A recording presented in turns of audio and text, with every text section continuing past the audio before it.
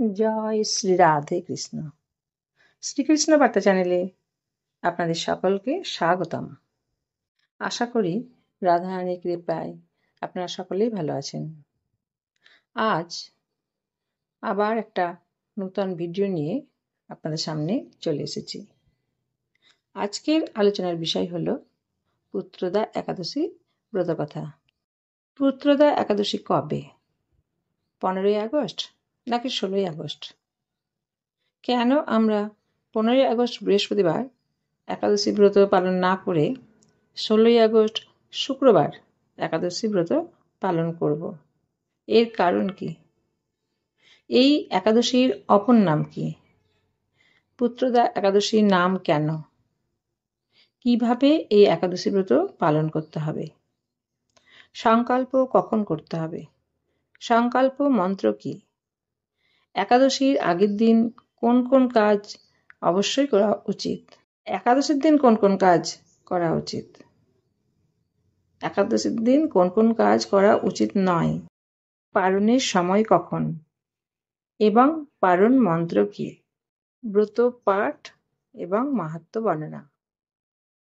এছাড়াও আজকের ভিডিওতে আলোচনা হবে লোমশ মুনির অদ্ভুত কাহিনী এবং মহিজিৎ রাজার গল্প। এই সমস্ত বিষয়ে জানতে হলে আপনাদের প্রথম থেকে শেষ পর্যন্ত আমার পাশে থাকতে হবে এবং ভিডিওটি প্রথম থেকে শেষ পর্যন্ত দেখতে হবে। এখন আমরা আলোচনা করব পুত্রদা একাদশী ব্রত মাহাত্ম্য সম্বন্ধে। শ্রাবণ মাসের শুক্লপক্ষের একাদশী তিথিতে যে ব্রত পালন করা হয় তাকে বলা হয় পুত্রদা একাদশী ব্রত। 2024 সালের 16ই আগস্ট বাংলার 1431 সনের 31শে শ্রাবণ পুত্রদা একাদশী ব্রত পালন করতে হবে। এই একাদশীর অপর নাম পবিত্রা একাদশী বা পবিত্রা রূপিণী একাদশী। রাজা মহিজিৎ এই একাদশী ব্রত পালন করে পুত্র সন্তান লাভ করেছিলেন বলে এই একাদশীর নাম পুত্রদা একাদশী।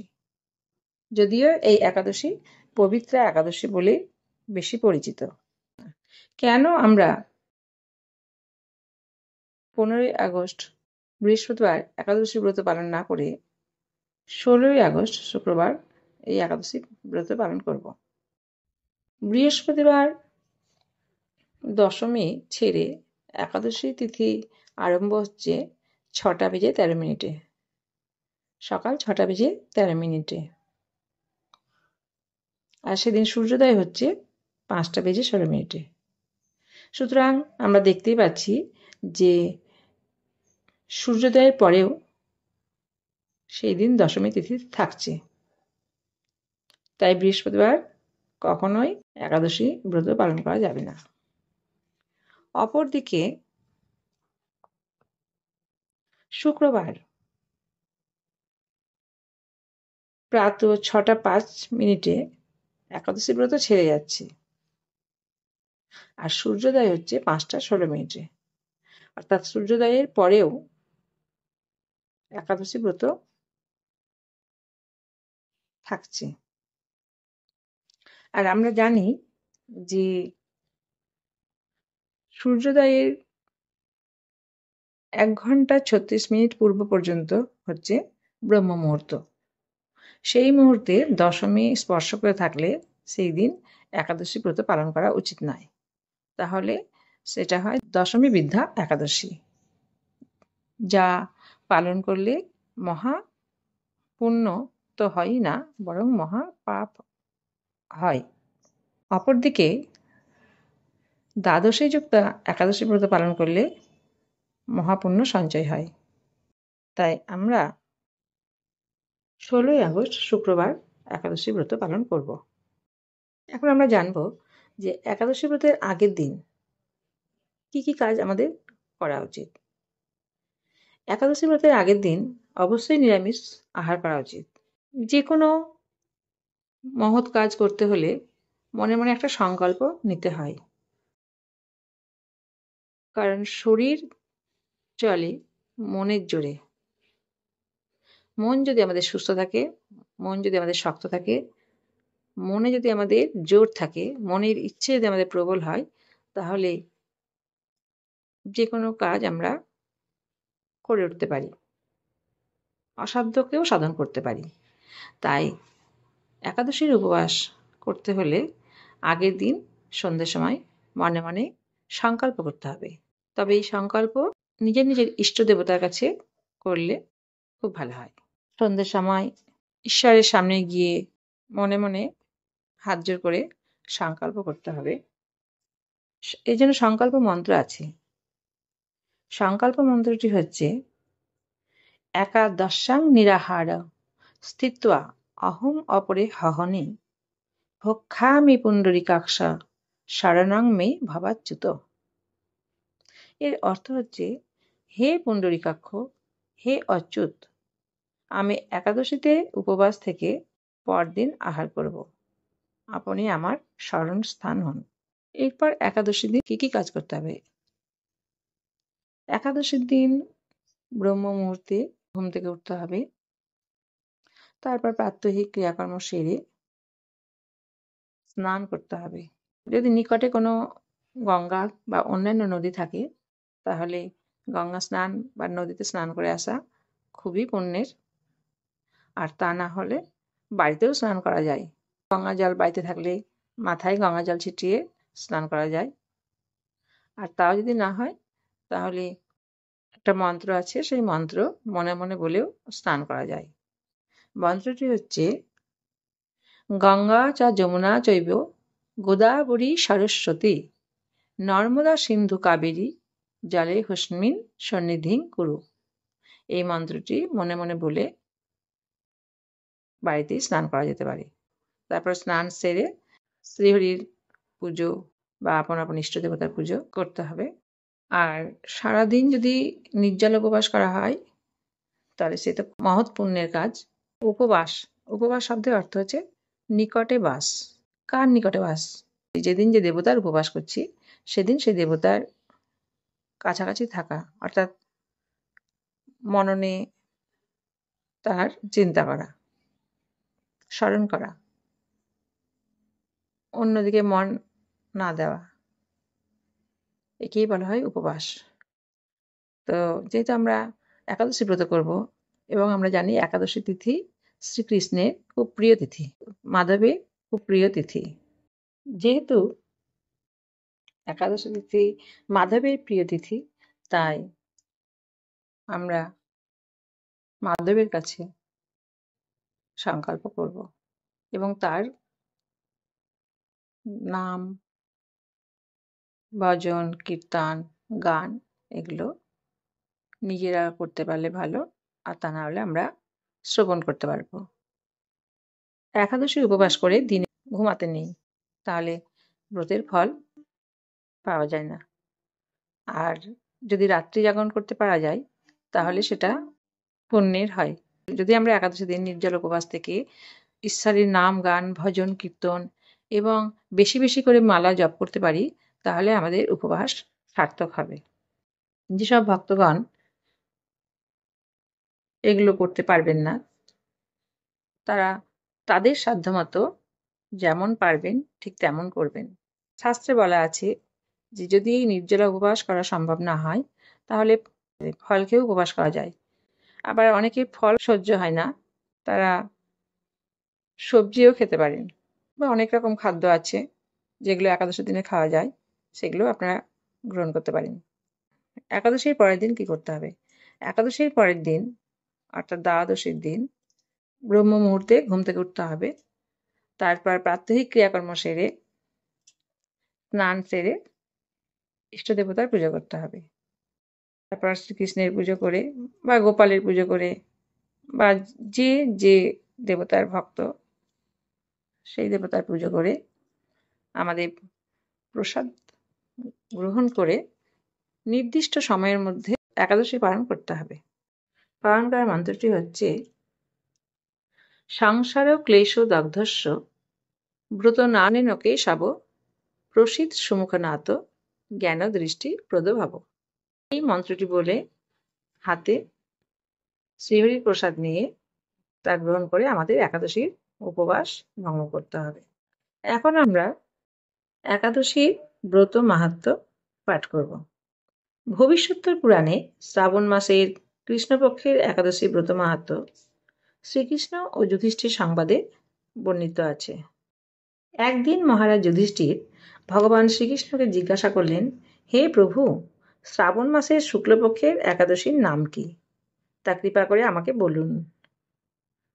শ্রীকৃষ্ণ বললেন, হে মহারাজ, এখন আমি সেই পবিত্র ব্রতের মাহাত্ম্য বর্ণনা করছি, যা শোনা মাত্রই বাজপেয় যজ্ঞের ফল লাভ হয়। মনোযোগ দিয়ে তা শ্রবণ করুন। প্রাচীনকালে দাপর যুগের শুরুতে মহিজিৎ নামে এক বিখ্যাত রাজা ছিলেন। তিনি মহিষ্মতি নগরী রাজত্ব করতেন। কিন্তু দুঃখের বিষয় এই যে তার মনে বিন্দুমাত্র সুখ শান্তি ছিল না, কেননা তিনি ছিলেন অপুত্রক। নিজেকে অত্যন্ত দুর্ভাগা মনে করে রাজা চিন্তাগ্রস্ত হলেন। ব্রাহ্মণদের সামনে গিয়ে বলতে লাগলেন, হে প্রজাবৃন্দ, তোমরা শোনো, আমি এই জন্মে তো কোনো পাপ করিনি, অন্যায়ভাবে আমার রাজকোষ বৃদ্ধি করিনি, ব্রাহ্মণ বা দেবতাদের সম্পদ কখনো গ্রহণ করিনি, উপরন্তু প্রজাদেরকে পুত্রের মতো পালন করেছি, ধর্ম অনুযায়ী পৃথিবী শাসন করেছি, দুষ্টদের যথানুরূপ দণ্ড দিয়েছি, সজ্জন ব্যক্তিদের যথাযোগ্য সম্মান করতেও কখনো অবহেলা করিনি। তাই হে ব্রাহ্মণগণ, এই প্রকার ধর্মপথ অবলম্বন করা সত্ত্বেও কেন আমার পুত্রলাভ হল না, তা আপনারা কৃপা করে অনুসন্ধান করুন। রাজার এই প্রকার কাতর উক্তি শুনে ব্যথিত রাজভক্ত পুরোহিত ব্রাহ্মণগণ রাজার মঙ্গলের জন্য গভীর বনে ত্রিকালজ্ঞ ঋষির কাছে যেতে মনস্থ করলেন। বনের মধ্যে ঋষিদের আশ্রম দেখতে দেখতে তারা এক মুনির সন্ধান পেলেন। তিনি দীর্ঘায়ু, নীরোগ, নিরাহারে ঘোর তপস্যায় মগ্ন ছিলেন। সর্বশাস্ত্র বিশারদ, ধর্মতত্ত্বজ্ঞ ও ত্রিকালজ্ঞ সেই মহামুনি লোমশ নামে পরিচিত। ব্রহ্মার এক কল্প অতিবাহিত হলে মুনিবরের গায়ের একটি লোম পরিত্যক্ত হতো। এই কারণে এই মহামুনির নাম লোমশ। তাকে দেখে সকলেই ধন্য হলেন। তারা পরস্পর বলতে লাগলেন যে আমাদের বহু জন্মের সৌভাগ্যের ফলে আজ আমরা এই মুনিবরের সাক্ষাৎ লাভ করলাম। তারপর ঋষিবর তাদের সম্বোধন করে বললেন, কি কারণে আপনারা এখানে এসেছেন এবং কেনই বা আমার এত প্রশংসা করছেন, তা স্পষ্ট করে বলুন। আপনাদের যাতে মঙ্গল হয়, আমি নিশ্চয়ই তার চেষ্টা করব। ব্রাহ্মণেরা বললেন, হে ঋষিবর, আমরা যে জন্য এখানে এসেছি আপনি তা কৃপা করে শুনুন। এই পৃথিবীতে আপনার মতো ব্যক্তি আর কোথাও নেই। মহিজিৎ নামে এক রাজা নিঃসন্তান হওয়ায় অতি দুঃখে দিন যাপন করছেন। আমরা তার প্রজা। তিনি আমাদের পুত্রের মতো পালন করেন, কিন্তু তিনি পুত্রহীন বলে আমরাও সবাই মর্মাহত। তার দুঃখ দূর করতে আমরা এই বনে প্রবেশ করেছি। হে ব্রাহ্মণ শ্রেষ্ঠ, রাজা যাতে পুত্রের মুখ দর্শন করতে পারেন, কৃপা করে তার কোনো উপায় আমাদের বলুন। তাদের কথা শুনে মুনিবর ধ্যানমগ্ন হলেন। কিছু সময় পরে রাজার পূর্বজন্ম বৃত্তান্ত প্রজাদের বলতে লাগলেন। এই রাজা পূর্বজন্মে এক দরিদ্র বৈশ্য ছিলেন। একবার তিনি একটি অন্যায় কার্য করে ফেলেন। ব্যবসা করবার জন্য তিনি এক গ্রাম থেকে অন্য গ্রামে যাতায়াত করতেন। এক সময় জ্যৈষ্ঠ মাসে শুক্লপক্ষের দশমীর দিনে কোথাও যাওয়ার পথে তিনি অত্যন্ত তৃষ্ণার্ত হয়ে পড়েন। গ্রামের প্রান্তে একটি জলাশয় দেখতে পান। সেখানে জলপানের জন্য যান। সেখানে গিয়ে দেখেন একটি গাভী ও তার বাছুর সেখানে জলপান করছে। তাদের তাড়িয়ে দিয়ে তিনি নিজেই জলপান করতে লাগলেন। এই পাপ কর্মের ফলে তিনি পুত্র সুখে বঞ্চিত হয়েছেন। কিন্তু পূর্বজন্মের কোনো পুণ্যের ফলে তিনি এই রকম নিষ্কণ্টক রাজ্য লাভ করেছেন। সবাই তখন বললেন, হে মুনিবর, শাস্ত্রে আছে যে পুণ্য দ্বারা পাপ ক্ষয় হয়। তাই আপনি এমন একটি পুণ্যব্রতের উপদেশ করুন যাতে রাজার পাপ দূর হয় এবং আপনার অনুগ্রহে তিনি পুত্র সন্তান লাভ করতে পারেন। লোমশ মুনি বললেন, শ্রাবণ মাসের শুক্লপক্ষের পবিত্রারোপিণী একাদশী ব্রত অভীষ্ট ফল প্রদান করে। আপনারা যথাবিধি তা সকলে পালন করুন। লোমশ মুনির উপদেশ শুনে প্রজাগণ আনন্দ চিত্তে গৃহে প্রত্যাবর্তন করে তারা রাজাকে সে সকল কথা জানালেন। তারপর সকলে মিলে মুনির নির্দেশ অনুসারে ব্রত পালন করলেন। প্রজারা তাদের সকলের পুণ্যফল রাজাকে প্রদান করলেন। সেই পুণ্যের প্রভাবে রাজমহিষী গর্ভবতী হলেন। উপযুক্ত সময়ে বলিষ্ঠ সর্বাঙ্গ সুন্দর এক পুত্র সন্তানের জন্ম দান করলেন। ভবিষ্যোত্তর পুরাণে এই মাহাত্ম্য বর্ণিত হয়েছে। এই ব্রত মাহাত্ম্য যিনি পাঠ বা শ্রবণ করবেন তিনি সমস্ত পাপ থেকে মুক্ত হবেন এবং পুত্র সুখ ভোগ করে অবশেষে দিব্যধাম প্রাপ্ত হবেন। এখন আমরা জানব পারণের সময়সূচি। 2024 সালের 17ই আগস্ট শনিবার, বাংলা 1431 সনের 32শে শ্রাবণ, প্রাত 5টা 19 মধ্যে একাদশী পালন করতে হবে। কারণ 5টা 19-এর পর ত্রয়োদশী আরম্ভ হয়ে যাবে। আমরা সবাই জানি যে দ্বাদশীর দিন দ্বাদশী থাকতে থাকতে একাদশী পালন করতে হয়। তাই যেহেতু 5টা 19-এর পরে ত্রয়োদশী আরম্ভ হয়ে যাবে, তাই 5টা 19-এর মধ্যেই একাদশী পালন করতে হবে। এতক্ষণ আমরা আলোচনা করলাম পবিত্র একাদশীর ব্রত মাহাত্ম্য সম্বন্ধে। আপনাদের যদি এই ভিডিওটি ভালো লাগে তাহলে অবশ্যই একটি লাইক করবেন এবং আপনার পরিজনদের মধ্যে ভিডিওটি শেয়ার করে দেবেন। আর যদি কোনো ভুল ত্রুটি হয়, যদি আরও কিছু সংযোজন করা থাকে বা বর্জন করা থাকে, তাহলে অবশ্যই কমেন্ট বক্সে কমেন্ট করে দেবেন।